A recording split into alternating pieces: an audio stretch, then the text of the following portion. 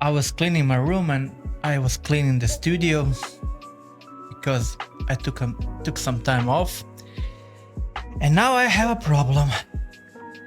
I don't know how to put it back all together. The lights, the camera, the microphone, the backlight. I'm doing it all for you, and you don't want to subscribe.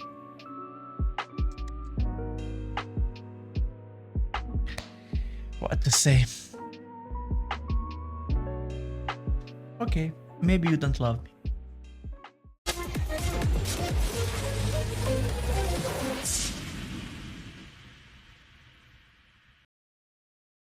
So guys, what are you waiting for? I have taught you whatever I know, all the things that I know.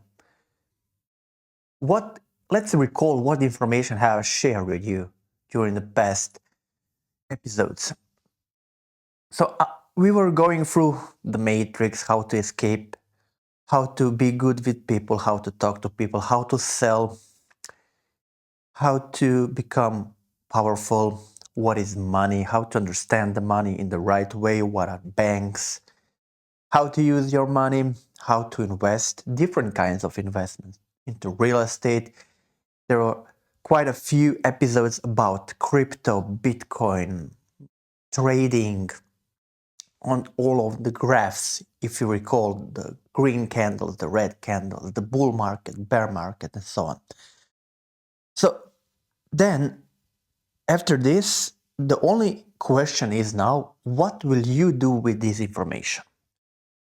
Did it help you? Is it helpful for you? Will you take this information and do something with that? Or you were just listening to me, or you weren't? I do hope that you were not listening to me, but if you were so stupid enough to listen to me, what now? So you have all this information. You see all the people around you. You see that some people have maybe more money, better cars. They are traveling around the world. Maybe they are swimming on the Maldives or something like that. And maybe now you have opened your eyes after listening to me, and maybe this is getting on your nerves to see those kind of people, and you, with your college degrees, with your master, with your PhDs, you're still a piece of shit, basically. You are in a middle class or upper middle class or lower middle class, and you're struggling, you're barely connecting your ends, you're paying your bills, you have to save up money for a vacation, you have to pay your rent, you have to pay your, I don't know, mortgage, you have to pay for your car, and what's left at the end of the month? Probably nothing. That's the money for your beer, for the bar, for the guys, and so on. And you don't even think about investing and thinking about yourself in 10 years, 5 years, 10 years, 20 years from now, because the money that's left over, that's, I don't know, maybe 5% of it, maybe 10%, maybe you now realize that you are spending too much, and maybe you realize that there is a possibility, there is space for you to improve and to cut some costs, to go through the list and see, okay, I believe I don't need this, I don't need a beer every day, I don't need, I don't know, candies every Sunday or ice cream every Sunday. It's maybe not a lot money, maybe, but if you put it all together and during the whole year, maybe it will get, I don't know, to 200, 300, 500 bucks that you have could invested somewhere into S&P 500, into stocks, into bonds, into real estate, into fractional real estate, into cryptocurrencies, into different kinds of, into your business, in some books that will teach you some new skills, into some equipment, with that equipment you will start to make additional income, money, and something like that. It all depends on you. And I was thinking about what to say to you today, but basically, as you know, there are two ways how you can proceed. The first obvious way, when we are talking about the escape the ordinary, how to become above average, how to be in the upper class, not in the middle class. Just by listening to me, you're not part of the middle class. It doesn't mean that you have to have that kind of money to be in upper class. First thing is to have the mindset of the upper class. You have to, if you remember what I said when we are talking about the power, we said that if you want to be treated like a king, then you should be behaving and acting like one. That's why if you want to be rich, first of all, you have to think as rich people and you have to behave and act like rich people do. You have to put yourself into that mood, into that state, so that you don't ever think about yourself that you are poor, that you're not worthy, that the money will not come to you, and so on. So that's the first state. By listening to this podcast, you're already positioning yourself into the right direction. I believe so. Because you're thinking about, proactively, you're thinking about it. What to do next, how to get more money, how to become a better person, how to maybe get somewhere and meet new people, to socialize, to broaden the scope of your connections, your social network, and so on. There are two ways if you're talking about money, and you know it. It's nothing new. So you can be a worker and you can be an entrepreneur. If you are a worker, so there are pros and cons for both of your selections.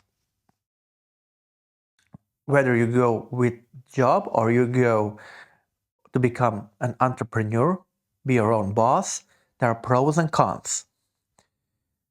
If you want to be a worker, then you should see what to do in order to become a very, very, very good worker, to move up the corporate ladder, to become greater, to enhance your skills, to have more and more money in a sense of a paycheck that you get monthly.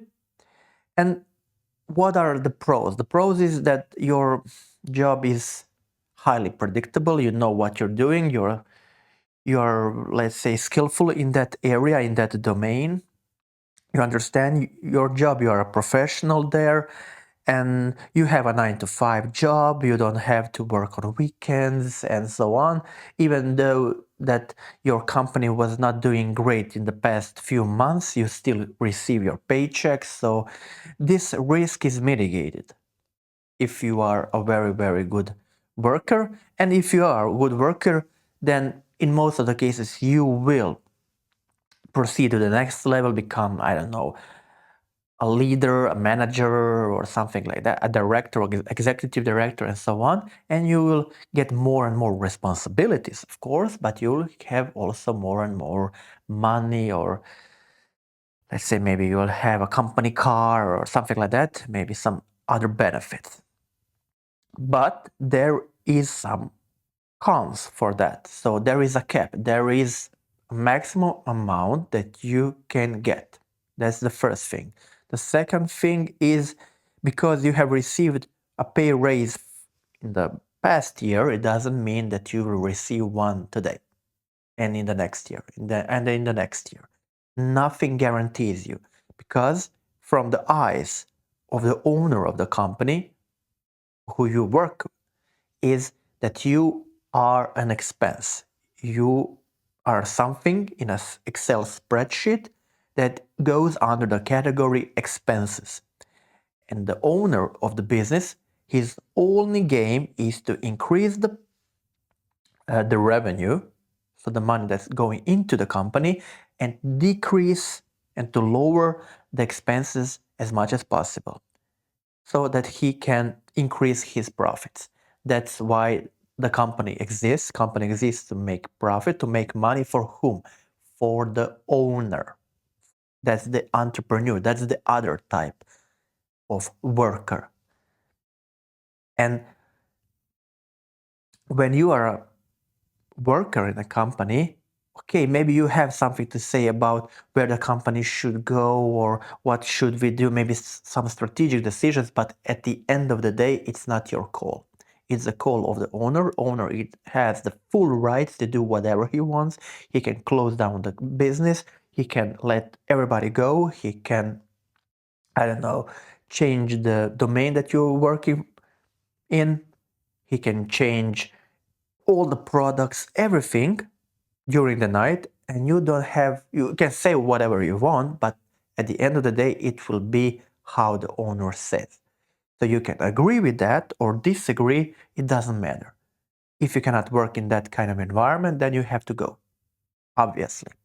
But if you want to be a worker, 9 to 5, steady job, no risk or low risk, there is not such thing as no risk, but lower possible risk. So you have a mortgage to pay that, and you want to be on the safe side. You don't want to gamble. You don't want this uncertainty in your life. Then bite your tongue,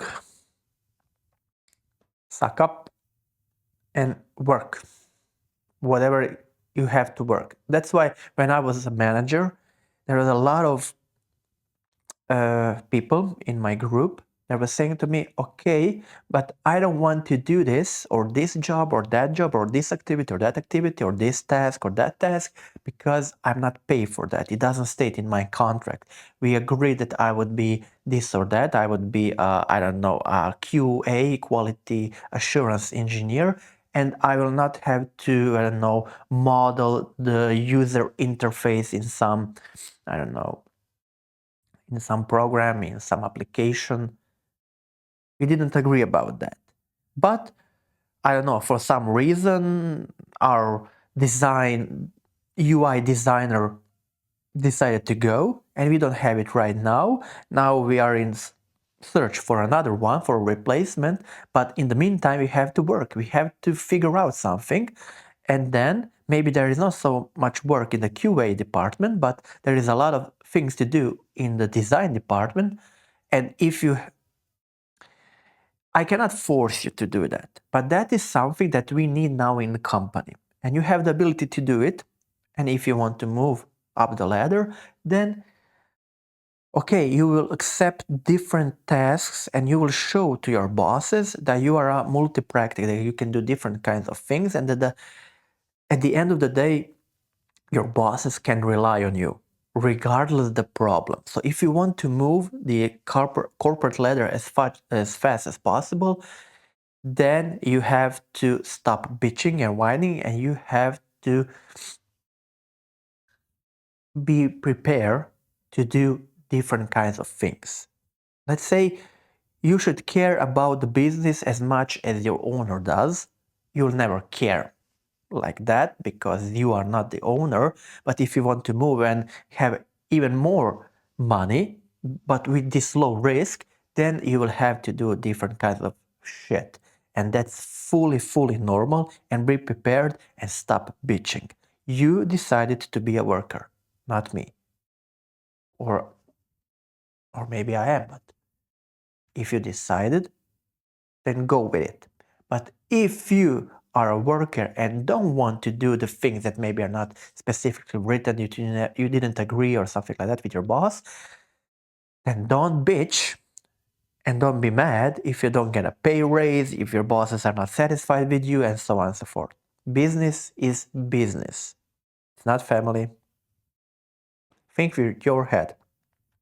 If you're and don't be mad. Don't be mad because your owner has a nice car, has a lot of money, goes on a big vacations maybe around and travels around the world. Don't be mad on him. It's your call, it's your decision that you are a worker and not an entrepreneur. If you want to be an entrepreneur, then do it. Don't be mad when you see an entrepreneur, some other people that are hustling 364 days in a year. They're not maybe having their Christmases and their Hanukkahs or I don't know what. They're hustling, they're working their asses off, and now they have more than you. Don't be mad. There is a recipe. It's not easy. I didn't say it is easy. It will be easy. But you have to know that it's in a competition. It's highly competitive environment, market. And if you want to be the best, then you have to select some area, some domain, and be the best at it. So you have to work and grind, especially in the first few years, to become the best. There is no nights, there is no day, there is no going out, there is no going to the vacation, there is no spending money on stupid shit. All of your money will have to be reinvested into your business and into some other asset classes in order for you to become wealthy and rich down the road. Simple as that.